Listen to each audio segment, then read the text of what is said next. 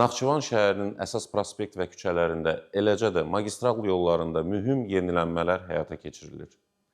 Aparılan geniş miqyaslı işlər çərçivəsində şəhərin Heydər Əliyev prospektində Əziz Əliyev, Mustafa Kəmal Atatürk, Nizami Gəncəvi, İstiqlal, Nağı Əliyev, Cəlil Məmmədquluzadə, İslam Səfərli küçələrində müasir standartlara uyğun üfüqi nişanlanma xəttləri çəkilib.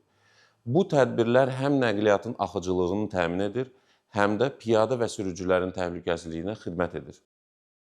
Yalnız şəhər daxili deyil, respublika əhəmiyyətli yollar da diqqət mərkəzindədir.